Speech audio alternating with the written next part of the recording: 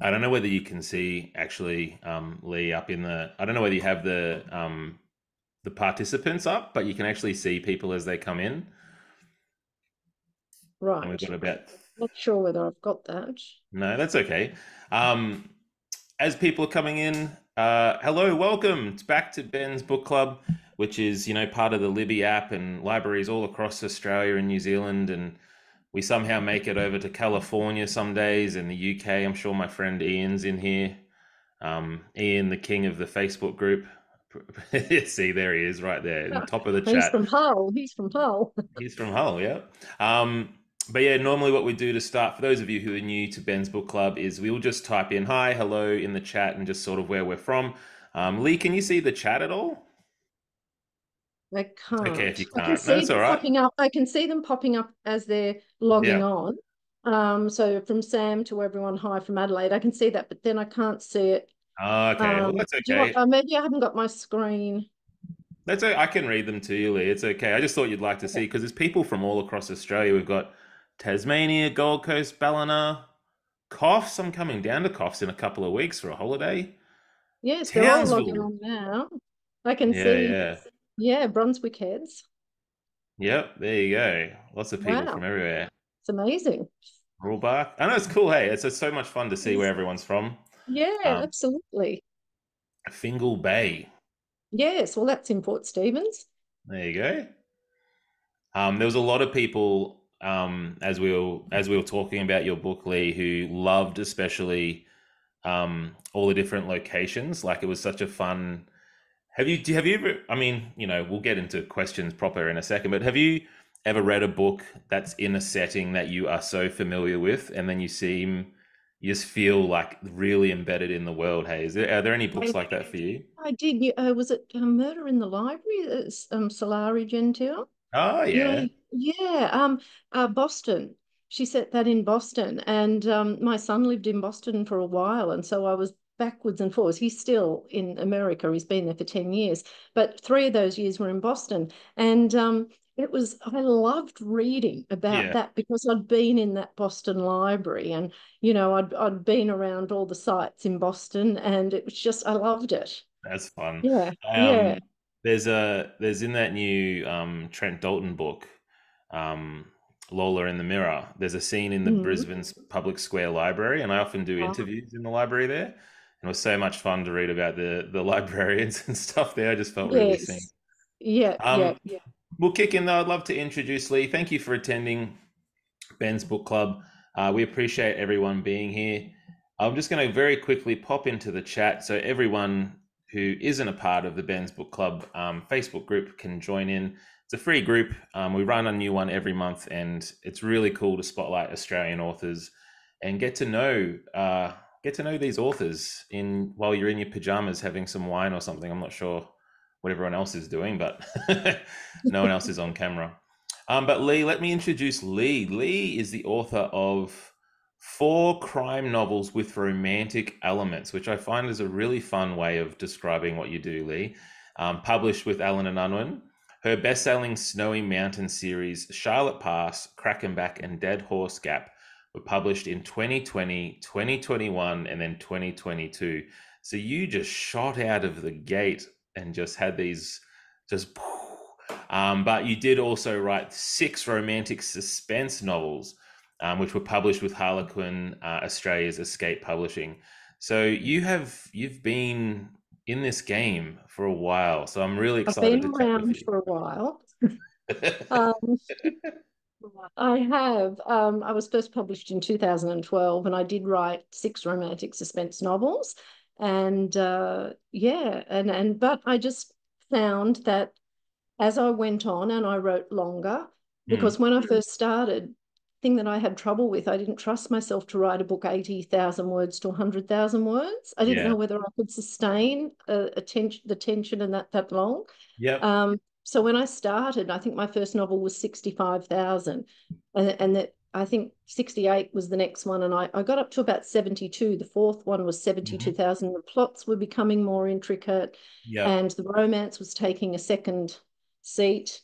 And so then I sort of thought, no, I can do it. And I wrote Charlotte Pass, got a new publisher in Allen and Unwin, which was Yeah. fantastic. Yeah. And I think Charlotte Fast was about 95,000 words. But That's I had to pretty. prove that.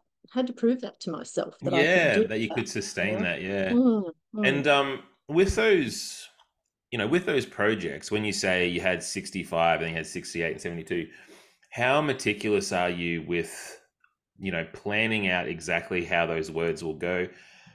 When you approach your writing, do you have a real structure in mind, and you have like, when you start out, you're like, this will be a 70,000 book, and then you get to the end, you're like, I know, okay, what do you do instead, Lee? No, I know the beginning, and I used to know the end. In my first 8 novels, I knew the end, and I knew a few major turning points where the story would really, take sharp left turn. But then I'd just start to write and let it sort of unfold organically, kind of thing, and go with the creative flow. Yeah, I'm not cool. sort of one of those authors that put it all in a spreadsheet or in Hmm. Scrivener or anything like that. I just go with the flow. What happened with Dead Horse Gap, which was the third one in my trilogy, Snowy Mountains trilogy, was Yeah, that I didn't know the ending. I think I had a wider cast of characters and I didn't know the ending. I just went with the flow and it worried me a bit. But then the perpetrator just revealed themselves to me, and I thought, wow, that of course, that was the person that did it. wait, And wait, then can I you was, wait, sorry, do you mind if I interrupt? Like, when was that happening? Were you currently writing the scene I and was you were like about this? 3/4 the way through the book, Oh, okay. and I was still just going with the flow. And just hoping And it would then, work out. yeah, Yeah.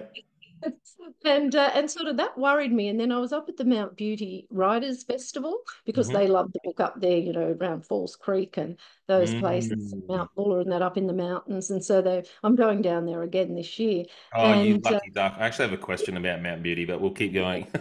and Chris Hammer, who's from Allen and Unwin as well, Yeah. and he was there, and he sort of said, I think he went on before me, and he said, oh yeah, well look, I don't really know who does it, and I just write, and I figure if I don't know, how the hell's the reader going to know? And Yeah. I thought I felt better then. I thought, oh wow, well if it's good enough for him, it's good enough for me. Yeah, sort of get And that and so validation, right? And this time, I didn't really worry about it with Glenrock. I just did the same thing, assembled the cast of characters, knew those couple of big turning points in the novel, and then went with it. And Hmm. again, the same thing happened. So I'm going to stick with that process. I like that. I like that. I like because you can read that in your work. It does feel very character driven. It feels like these are natural choices these characters are making, and they're not sort of making a choice to fit a plot. And I really Mm. admire that. I Oh, love those thank sorts of you. books. Um, just very quickly, the way we normally run Ben's Book Club for people who are new and, old members as well who have been with us for a couple of years now, we normally ask Lee questions. So if you've been reading her book or you've been listening to the audiobook on the Libby app, feel free to type the questions into the chat, and we'll get to your questions as well. But this is really an opportunity to have a chat with Lee and sort of pick her brain a little bit. But I actually wore this shirt because I actually got this in Mount Beauty at the Writers Festival. I was actually there last year. Yeah. Oh, nice. Were you in the brewery when you did No, your talk there? Do you no, remember? we did it in a hotel, Yeah. Well, in the there's a function brewery centre. there now that they Ah, use. Yeah. So this is from the brewery. Wonderful beers there. If you're interested in beers at all, oh, they're fantastic. called Mountain Monk Brewers. But Oh, I'll remember that. what a spectacular place, though. Mount Oh, Beauty. it's It's so beautiful. I've been up beautiful. there twice on a tour. They sent me on an alpine tour, Mount Beauty, Bright, and Myrtleford. And oh, it's just stunning around there. I love it. But Yeah. I It have was. skied at Fells Creek as well. Oh, So okay. I was used to that area as Oh, well. wow. But So, Victoria were very, the trilogy set in New South Wales, but Victoria just, they just loved it. And they kept saying, well, when are you going to set one in Victoria? I said, they've got a whole different police department from Victoria. yeah, it's funny those little details. Hey, it really do shift things. Yeah. Mm. But what has it been like? Like we're here with, we've got 70 people here all listening to you have a chat Oh. about the book club, which is awesome. But what's it like talking with readers? How do you find the experience of getting out and meeting people who've enjoyed your work? Yeah, I think it's really great. I really like it. I enjoy it. You sometimes you get asked questions that, you don't see coming, and some are, sort of the usual questions, which is also fine. Hmm. No, I really enjoy getting out there. You have any Yeah. cool stories? Like, have you had to, like, I don't know, with Glenrock, has anyone brought a big rock up for you to sign or something like that? Like, have you any I'm too got? small. I can come. Um, No, I think the funniest thing that's happened this time, well, it's not really funny, it was cool, was I was signing books in QBD at Charlestown, and I had them on there, and I was talking to the girls behind the counter, and then this guy walked up, big guy, and he sort of stood at the counter. The girl said, "Oh, can I help you?" And he said, "Oh, yeah, I'm after that book, Glenrock, is it?" And I just called something, I'm pretty sure. They said, "Yes, yes, we've got it. And here's the author right here." So that hadn't happened before. And so I got a photo with him, and he went, Oh, "Oh my that's gosh." great. So I signed his book and everything. And it was really good. That's, that It was has that nice. that happened to me with my first book, but it wasn't. Oh, Didn't tell anyone I was the author, but I had the guy in front of me buy the book. I was too nervous to say oh, anything, were and you? yeah, I regret it. I wish I'd said something and just been brave Yeah. about it. Was that It was Snake just Island? awkward. That Was was it? To Become a Whale, the very first one back in Oh, right. 2017. Okay. Yeah, Okay. so I need to pick your brains on that too because you've released 10 novels and I've been writing since 2017. I've had three out. So That's good. how oh yeah, no, I feel great about it, but I'm really interested in how you work because you are very prodigious. You have a lot of output, a lot of quality output. How do you do this great Um, keeper? I don't really know. No, I needed secrets, Lee.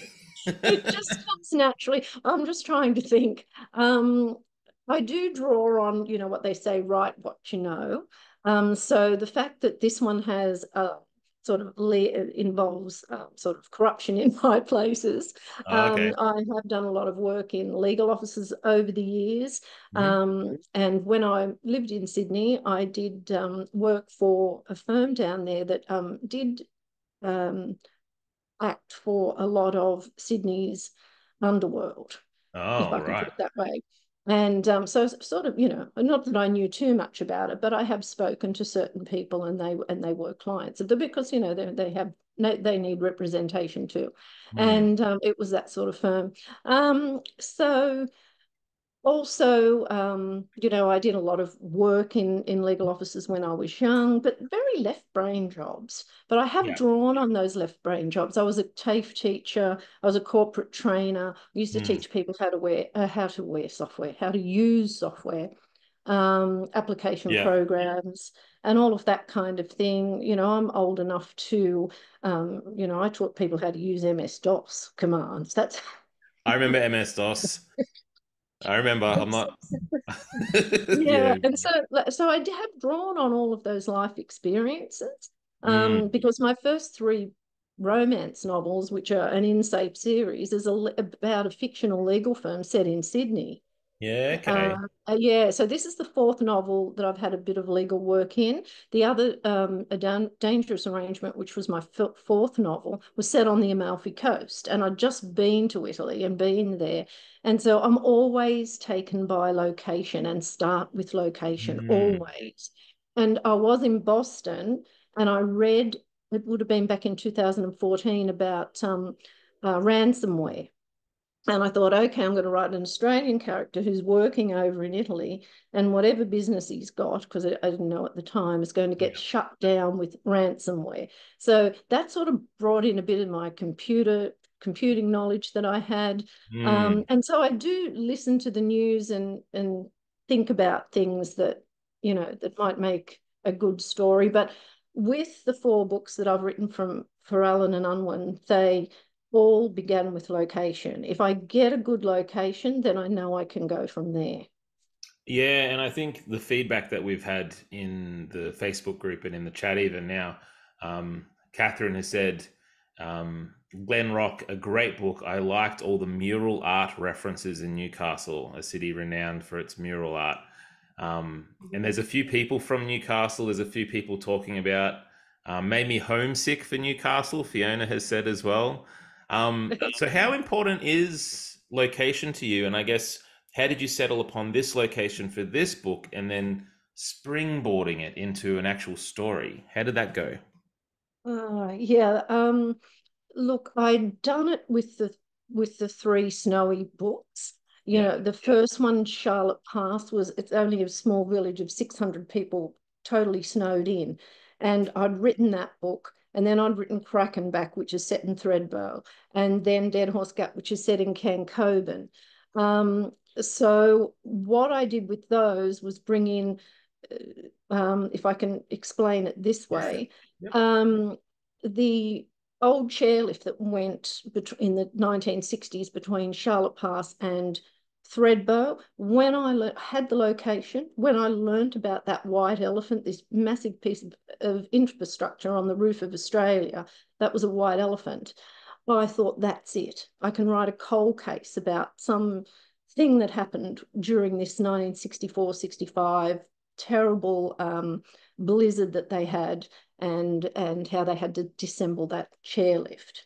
And Yeah, I thought cool. people won't know about that. So that people really reacted well to that. I did not know that that was there. They thought it was fictionalized at first. Mm. With Krakenback, I wanted to do a Malcolm Naden type person in the Kosciuszko National Park.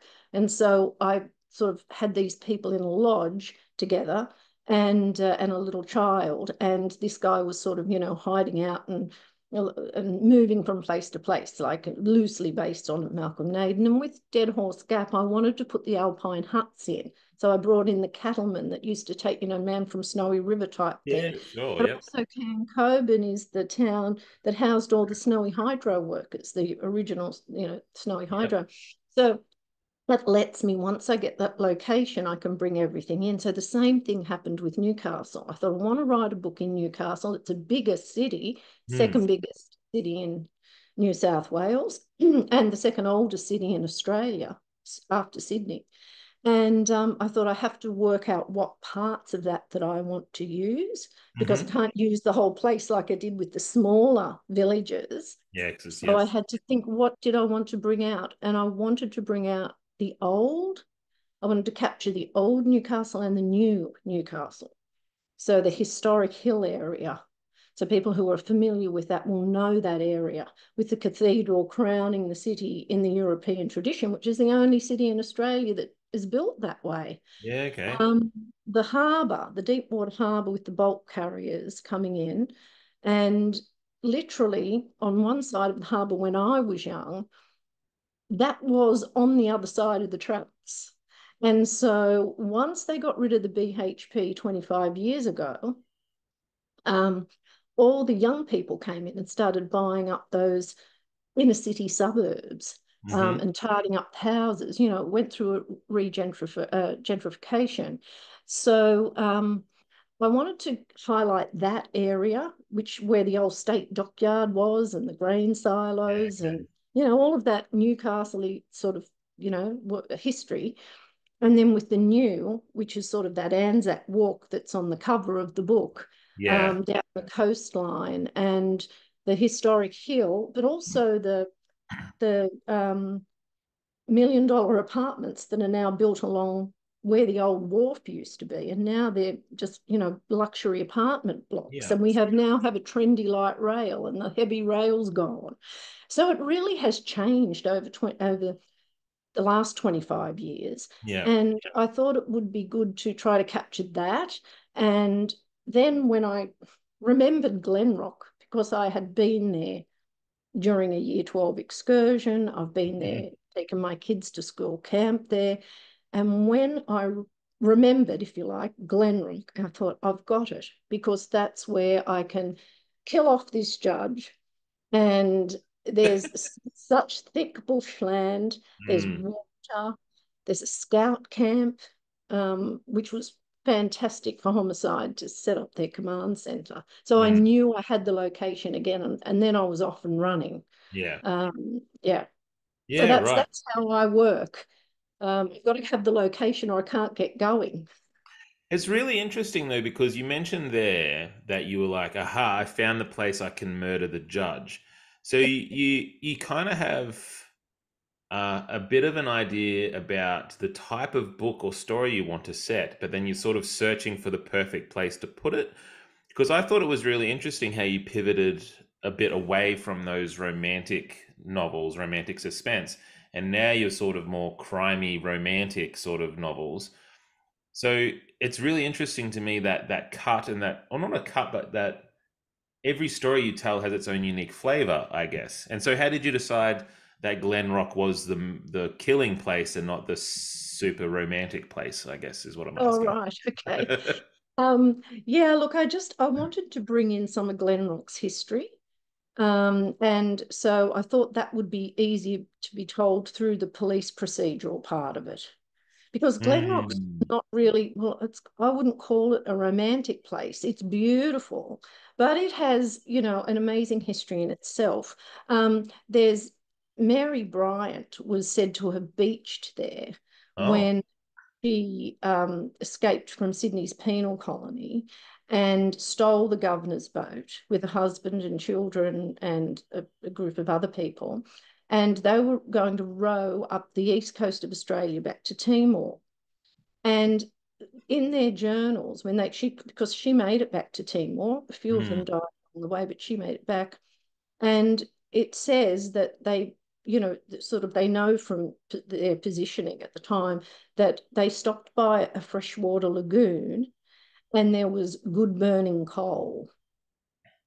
And so there's that, but there's also BHP then. No, it wasn't BHP at the time. They bought it later. But not long after that, one of Australia's very first coal mines was built on the banks of that lagoon where that coal seam is, Yeah, on wow. Yeah, basically right. on the beach.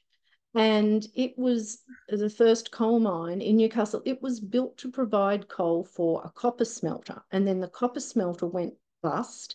And so they put a railway line along the beach and through the headland, which now, people in Newcastle will know it's the Merewether Headland. But it was they bored through that headland with picks. And it Okay. was the first tunnel that went through, and they went straight through to the harbour with the coal from there. And that, I think, it operated for about 100 years. And it was in 1932, I think, that BHP owned it at that time. Mm. And they walked away and they just gifted the 9 hectares of the 534 hectares that it is of prime coastal land. They gifted it to the Scouts. Oh, And wow. the original manager's cottage is still there. We nearly lost it in the 1989 earthquake, but they salvaged it. And there's now bunk style accommodation and all that there. But it Yeah. nestles around overlooking this beautiful lagoon.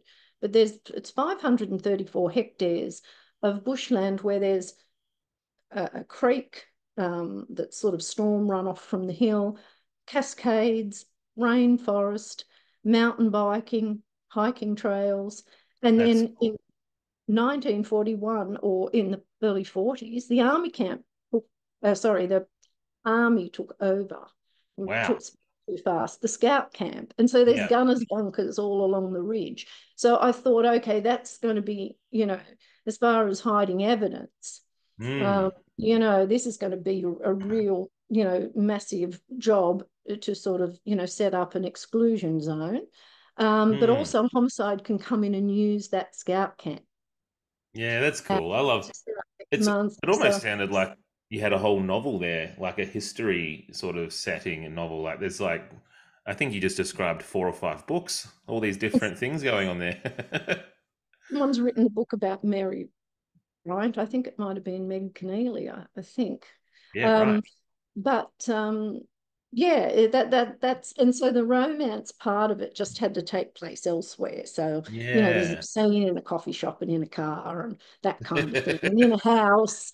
But yeah, no, uh, yeah, no, it was, but Glenrock's much better suited to the police Mm. investigation. But I have had one guy say to me, who owns the coffee shop that's in the book. He's recognised, people have told him your coffee shop is in the book. And he That's said, great. my wife is not, she's not running in Glenrock anymore after reading your book. And I said, no, it's not that Oh scary. no, you've scared people off. That's funny. It's not. We've got some great questions from the chat. I would love to bring up with you. Ian from Hull is asking that he was very surprised when Hull got a mention. But do you have any links to Hull? I do, and I haven't been to Hull. I've been to England, but I haven't been to Hull yet. But my nephew married a girl from Hull, Oh, and cool. I'm very close to my nephew, and she's lovely. And so sometimes I slip those things in for my family. Mm, If I had to say she was from England, well, I go, oh, I will put that in, for Laura kind of thing. And Laura's yeah. father is Australian, even though she was born in England. Her dad's Australian and her mother's Okay. English. Okay. Yeah, Yeah. Right. yes. I love That's those how little I got inside jokes. in.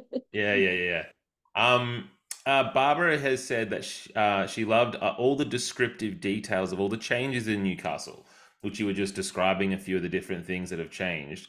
Yeah. But you lived in an area. How long did the research take you? Did you have to go on a lot of day trips out there and see everything? How did that go?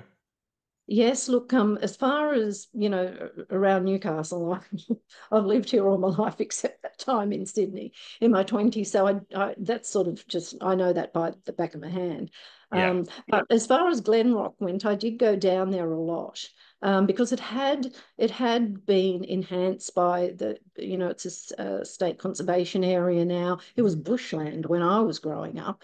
Mm. And I went down there on a year 12 geography excursion. And my main recollection of that is of a boy slipping over and breaking his leg, and them having to get sort of the ambulance in and get him out, and the teacher letting us go and us walking along the beach home playing touch football. And I thought that would just never happen today, would it? Nope.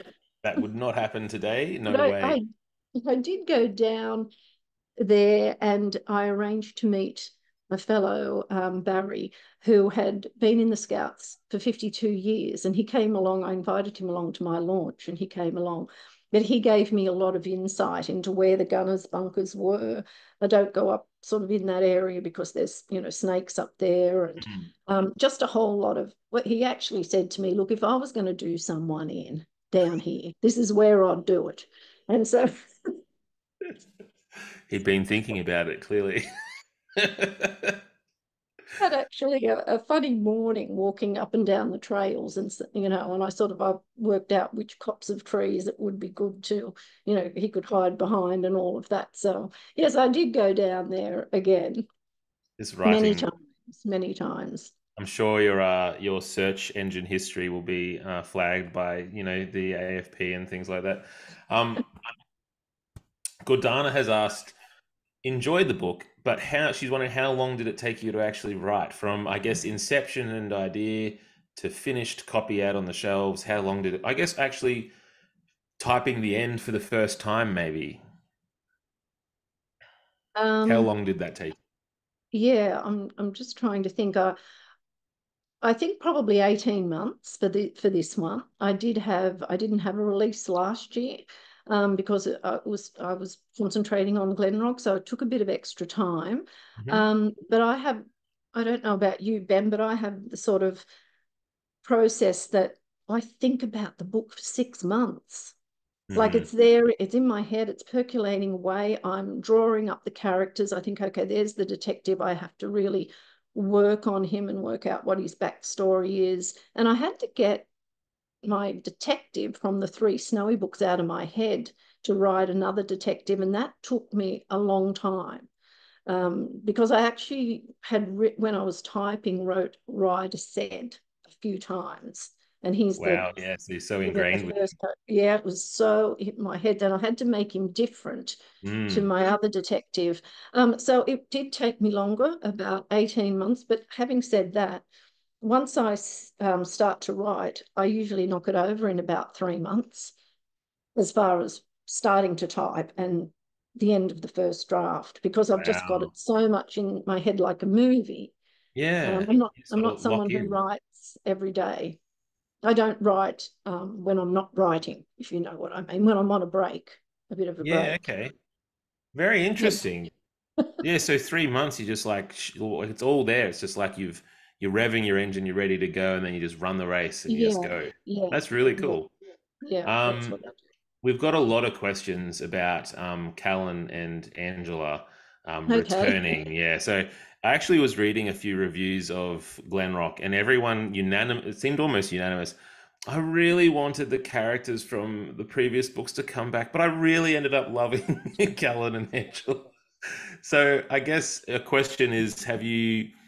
I don't know. I guess are we going to? Can we ask? Are we going to see them again? I think everyone's very excited about these new characters. I don't know. I think it's a, it's going to be a, I'd love to write another one, but I think it's going to be a conversation that I'm going to have with my editor at the Mm, publishing house, because when the Snowy series was, contracted as like a trilogy, they knew it was 3 books. With this one, I sort of sent it in because I didn't know. I was going to write a standalone, but mm. then everybody's loved the characters in this one again. Yeah. They are asking that question. So maybe a bit down the track, that's a conversation I'll have to have. But it'd be nice. It'd be nice to do another one or two. Yeah, because I feel like we're just like with good detective stories, I feel like we're just you did such a good job too. Can I say this before I say the other thing I was going to say? I loved how I felt like I was just right in the middle of their lives. Like you didn't start Angela with her backstory about how she landed there. We sort of got to know her and then we sort of unpicked her backstory alongside Callan. Like I love that stuff. Do you think about that really like carefully as you're going through? Like this is the backstory and I'll reveal it much later on, but for now I'm going to hide it. Is that how you work with that stuff? Because Callan was the same. Yeah, I think that might have something to do with my romantic suspense coming Mm, through. okay. Because when you're writing a romance novel, but my 6 romantic suspense all had crimes in them, every single one.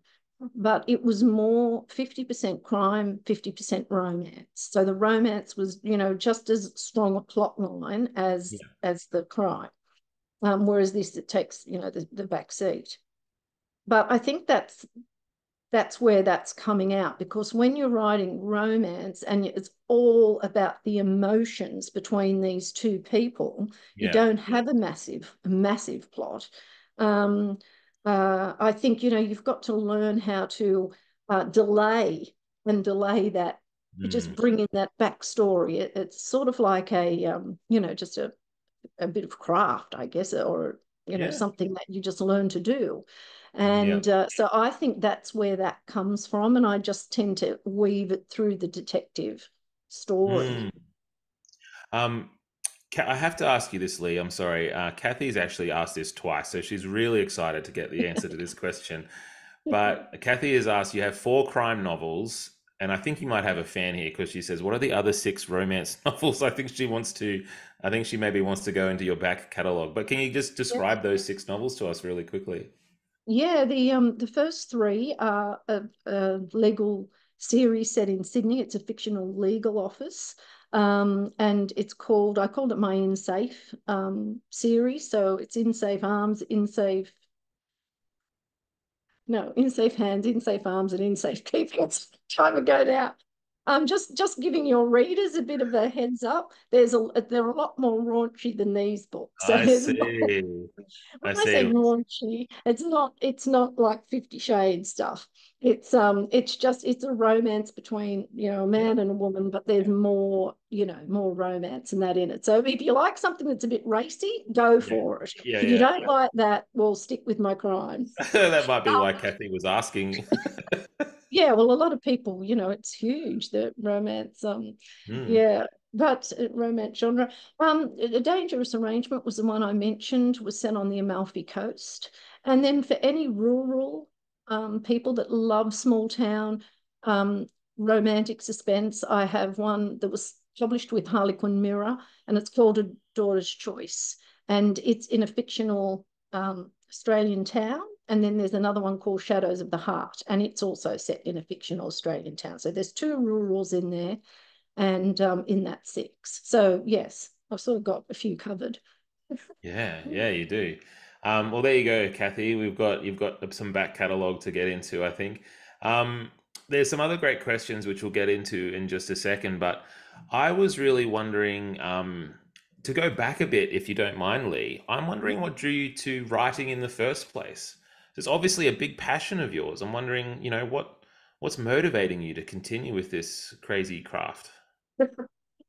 I think I've always written. So when I was in year 11, 12, in the first year of college, I was in a band.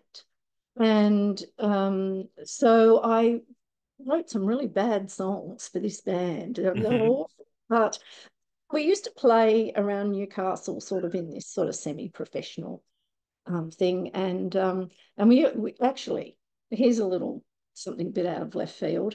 There Yeah. was some of the Newcastle people, if they're are as old as I am, they might remember a show called Travelling Out West. And the host of it was John Williamson. And Okay. before he became a big name, he Yeah. had this music show that was recorded live at NBN3. And Yeah. that band, we went on there and sang a couple of songs. Hang And on, and that, you're breezing past all this. I want to know some details, if you don't mind. What was the name of the band, and what did you do in the band, and what style of music is it, and where can we find the oh, albums? no, we're not going to do that. Oh, we're not going to get those answers? Oh no. Oh, look, it was just a school band, and I used to sort of, bang along behind the other girl, who was the lead singer. But as well as that, I used to strum my own guitar at home. I had an Ibanez Hummingbird, and I used to Oh heck yeah. I love it, Ibanez. And I used to write the songs that I wrote for for myself in my bedroom. And I Mm-hmm. think there was one song that we might have sung in the band. But the girl who was the lead singer, she's still singing around the Hunter Valley at weddings and things like that. But Wow. I left my music career behind. I And think tonight's the night we're re-kicking it off, though. Everyone in the chat is going off. They want to hear. I'm not telling it. No, no. But that was my first foray into writing, was trying to Yeah. put down a story in a song, and it's difficult because you don't have many words to work with. It's And really then hard. yeah, and then when I later on, when I had children and I was working and all of that, and when the kids got a bit older, we took them down to the snow. And I remember writing this article. I was inspired by the snow right from the very beginning, and just the terrain and the black ice and just all the blizzards and the snow gums and all of that. And I wrote an article for a magazine called Powder Hound. I think it's online now, but it was a glossy magazine back in the Mm. day. And the editor said, "Oh, I love this story. I'm going to publish it." And Fairfax canned the magazine before Oh, it got to print. no. It was, Devastating. yes. And I mean, it was only an article, but it would have been the first thing that I sort of, that someone thought was good enough to publish it. And that was a long time ago. That's probably 20 years ago, I'd say. And maybe longer, maybe 25 years ago. That's really And interesting that you've always had this sort of creative spirit, because you did say that I think you said you worked in a law firm, like you had a whole other and thing I was that a you, TAFE teacher and a corporate trainer. But I did one of those tests one time, and it yeah. came out that it said something like you're 49% left-brained and 51% right-brained. And I kind of agree with that, because I'm not like a real sorry, right-brained space cadet or something. I'm definitely not that type. It would be all right if you were, Lee. We could, I know, but I'm everyone's, not. So I think yeah, yeah. yeah, but I enjoy the creative side a lot more. But were you The, doing anything like as you were working these other positions? Was there anything that you were doing, like were you writing at nighttime, doing the hustle and being creative, or did you sort of make a decision to, I guess, go cold turkey and pivot to the more right-brained aspect of your in a Yeah, life? uh, yeah, I did a pivot when my youngest son, got his license, and I wasn't sort of driving him around to cricket training and Mhm. everything like that. He started, he had his license and everything, and he was off to university. And I thought, well, I'm going to be an empty nester. What am I going to do now? And I thought, I mean, I was working and that kind of thing, but I was getting to an age where I thought, if I want to do this, I'm going to have to give it a shot now. Yeah. I'd done all these other things in my life, but I think I was sort of a little bit creative even in that left brain phase of my life, Yeah. because when with the computing side, when that oh, my kids were in primary school and the computers were just starting to be put in the classrooms. Hmm. And then during the day, I was teaching Telstra, Energy Australia. I was on site out there for 3 months, how to use Microsoft Office and things like that, and DOS, as I said to you, and because all the people like my generation, not your generation, my generation, they had to adapt. The younger people have grown up with computers, don't have to adapt, but they had to. It was a big thing for them to go to, and learn how to do computing. And I was lucky because when I was working in Sydney, um, in my 20s, I worked for the two Japanese fellows that came to Australia and set up NEC. Mm. We sort of unpacked lots of PC8s, and I just happened to be there and working. But going back to the primary school, I developed a course, and I called it Parents Lose Your Fear. And it had a computer there and a help button off the keyboard. And it was an introduction to like Windows, an introduction to Word, an Yeah. introduction to Excel, and all of that. And I taught it for so long. They just came in droves to do this course. And I ran them all from the schools, from various schools of a night time, because the parents were freaking out, saying, we don't know how to help our kids, and now they've got them in the classroom and we Yeah. just felt lost. They're already struggling trying to do it all at work as well. And so I think even though that's left brained, I think it's sort of, I was still thinking a bit creatively, maybe. Yeah, I sometimes like I do get the dichotomy, and it absolutely is, left and right brain. I do like creative and analytical, but I always feel like there's always some mushiness around the edges of it. Like it always feels like the most analytical person can still be incredibly creative. And the most creative person, a lot of the time will need to be quite analytical in their creativity. So, my father-in-law is a project manager, but he often, is going to all these huge projects like bridges, and he's quite engineering in his mindset, Mm. very analytical. But how creative is it to come up with a bridge? Like, Yes, like a design. Yeah, yeah, yeah, yeah, exactly. I think you can, they can interweave, I as you think so. say, Yeah. definitely. Yeah. Um, do you under, we've got 15 minutes left, which is insanity. I don't understand how this goes so quickly. I really have been wanting to ask you this since I read this in your book. This is a personal thing for me, but do you, why do you consider The West Wing to be one of the greatest shows of all time? And I'm just assuming that your character's opinions is your opinion. I'm wondering about your relationship to The West Wing, because it's actually honestly a very important show to my wife and I. It was one of the first shows we watched together, so it's Oh, quite I just love it. yeah. I'm a real West Wing fan. And Mm, yeah, I just loved about the 7 seasons of it. And yeah, and just, we'll watch it again. I haven't watched it for a while now, but just so interested. I've sort of a bit interested in politics as well. And so, yeah, and so that sort of helped that character of Angela Avery. I instantly understood that character as soon Did you? as yeah, as soon as that came out. I was like, aha, you're one of those people. West Wing, I love the West Wing. Can we also talk? I wanted to pick your brains on, and guys, let's get some questions in the chat. If you have any for Lee, we've sort of accidentally stolen a time. I don't know how this has gone by so quickly. Um, I'm really interested in the way you do. This is a very writerly thing, craft thing, but you set up the darts You set that up so expertly. And I'm wondering whether or not you came to the sort of explosive scene and you were like, I need to have an interesting weapon here. I need to have this dart, so then I'll have to go back.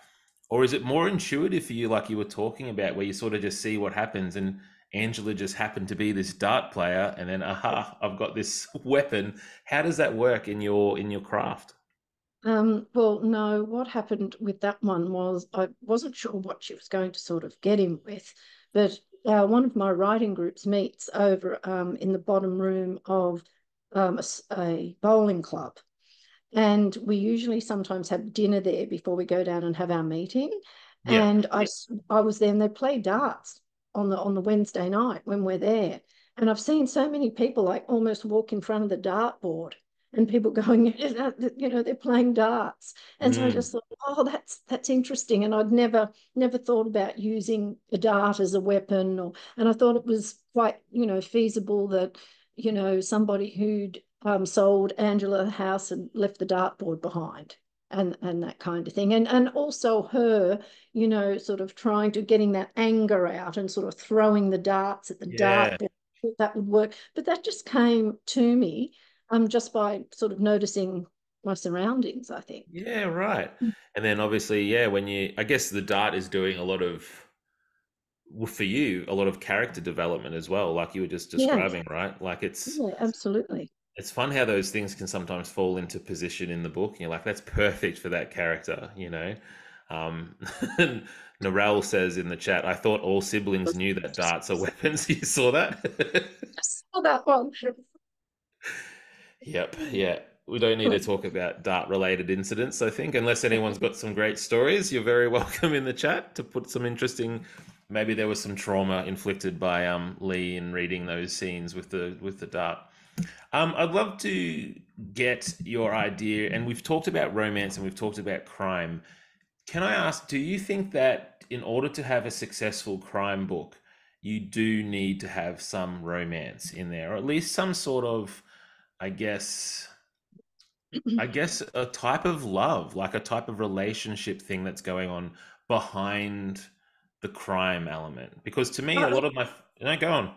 No, I don't think you do have to have a romantic relationship, but I do think you do have to have some kind of relationship.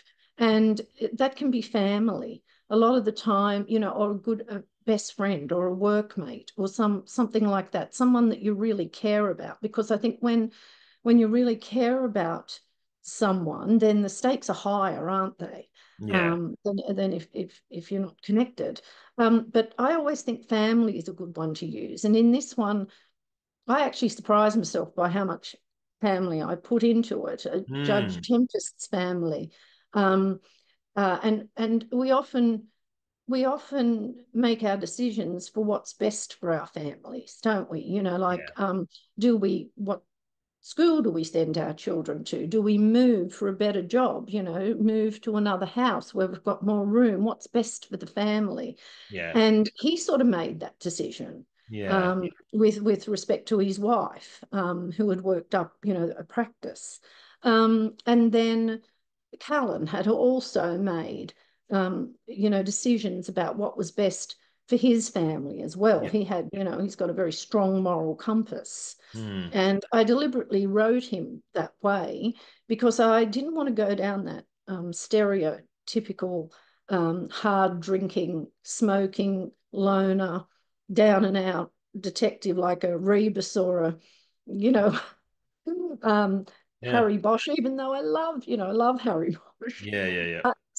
But I didn't, I wanted to get away from that stereotype because the detectives that I know from Sydney, particularly the one who I run all my, you know, sort of police procedural things past, he's only in his late 30s, has a couple of little kids. He's very mild mannered and he's not like that at all. So I guess, you know, I was Hmm. just trying to just break that stereotype. For me, it suits the sort of books that I write as well, I think. Yeah. And I think it's refreshing, I think, to read a character who, like you say, Callan, I feel, puts his family first. Like he puts his family before his himself. He puts his family before his job.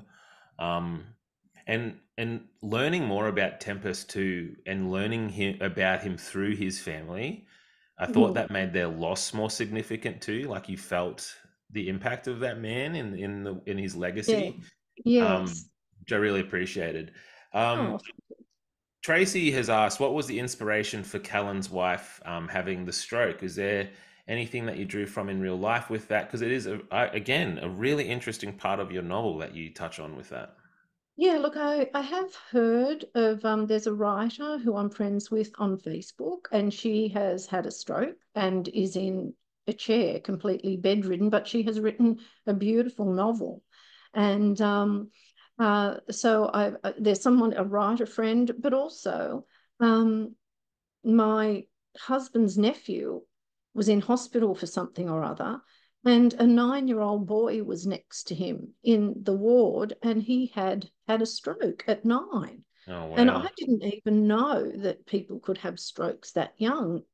And so that sort of was enlightening for me. And there's been, several other um, people that, they've had a stroke, and I think, gosh, this can really happen to anybody at any age. And Mhm. and so that was just something I looked into, and I thought, well, what would happen if you did, if you were separated and you hadn't got around to having a divorce or whatever had and someone, then your partner or your former partner has a stroke.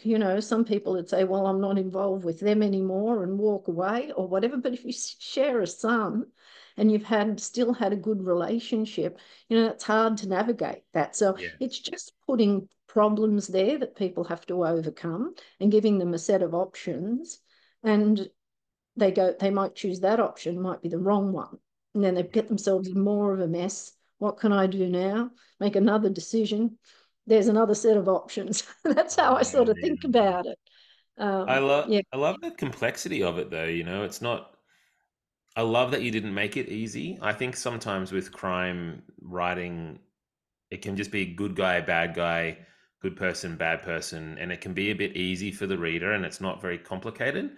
But I felt the complication of Callan's life and I felt conflicted too about, how you would approach. And I thought it was a really interesting choice to have had them be separated before the stroke. I thought that was really interesting too because it sort of I still care about this person, but I'm not in a yeah, relationship with them. It just yeah. you sort of layer these complexities in your writing, which I think are really brilliant. Oh, Um, thank you. of course, I love complimenting people on their good writing. You're very Um, complimentary. we talked about this earlier. Can we talk about the cover? What a beauty! Yes. An I know absolutely David beautiful Diam. cover. Sorry.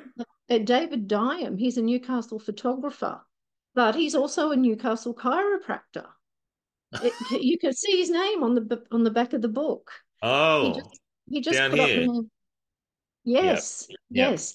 A lot of Newcastle people would know him because they'd probably go to him. He's a chiropractor from, I think he's from Griffith. He's from the country somewhere, but he puts the drone up and he takes magnificent photos. He goes out in storms and everything.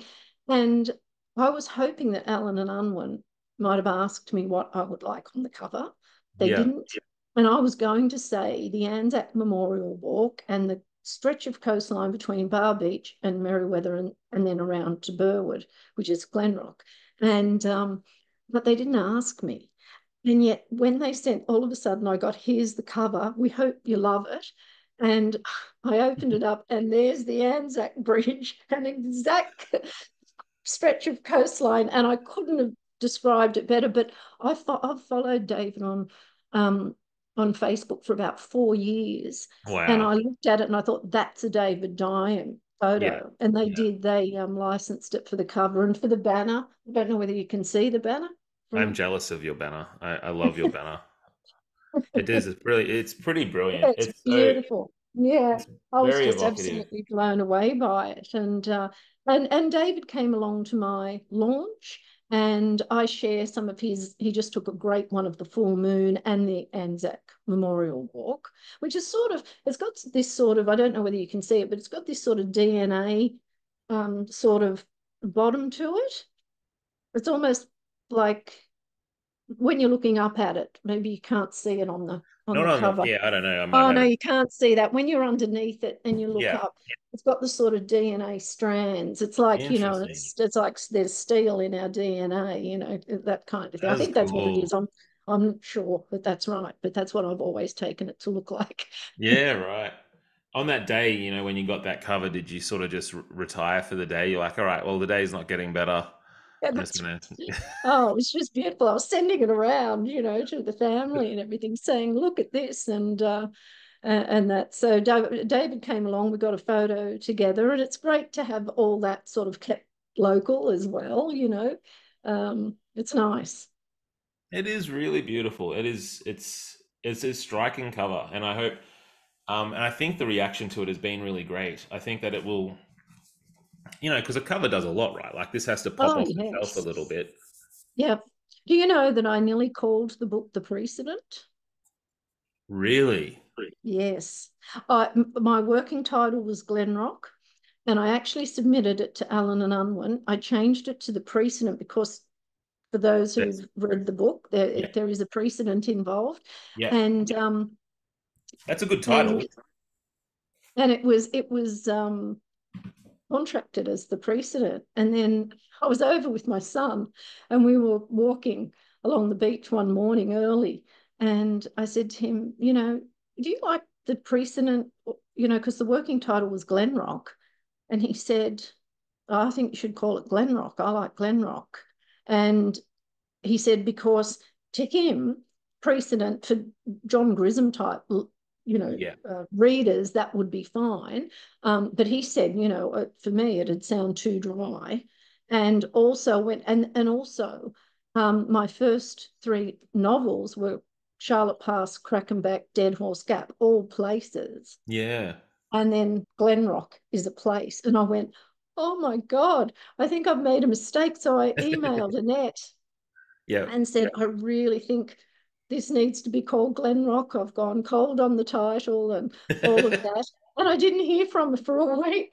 I Oh, was going, oh no. torture. And yeah, torture. And then finally I got this email saying, we agree. We've had a meeting. The team has had a meeting and Glenrock it is.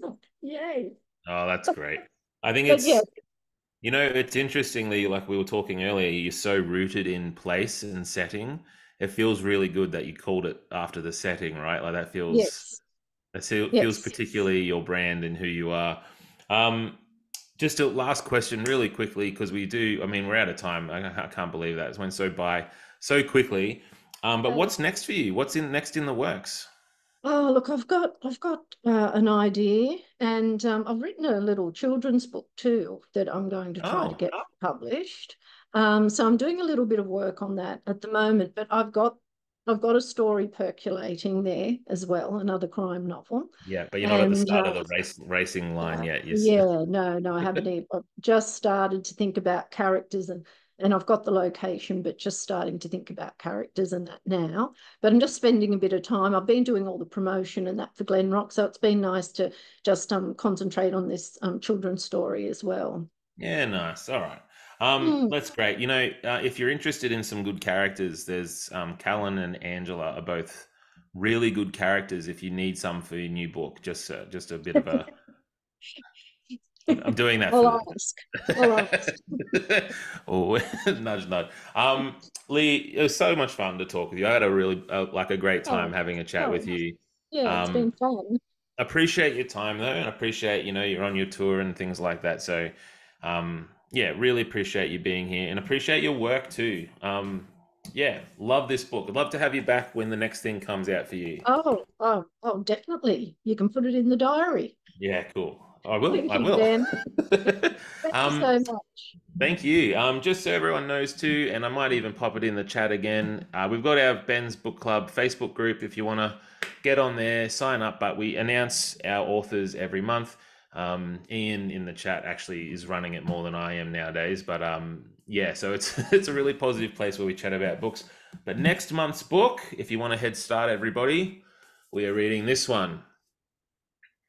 Ah, All the Words We Know by Bruce Nash. And you can see where I'm up to so far. I'm a little way in, but it's incredibly interesting. It seems to Mm. be about a character who has Alzheimer's. So it's very interesting about memory and about description and going over things multiple times. It's really evocative and interesting. So hopefully you can join us for that. But can we give, yeah, everyone's saying thanks in the chat. I don't know whether you can see. Thanks, everybody. Thanks for Yeah. coming along and listening to me natter about Glenrock. Get a bit carried away sometimes. Yeah. Thank you so much. Yeah, thank you, Lee. Camille, I'll take that and I'll send that to Lee. So thanks for that. But thanks everybody for being here, and we'll see you guys next time. Thanks very much. Bye. Bye.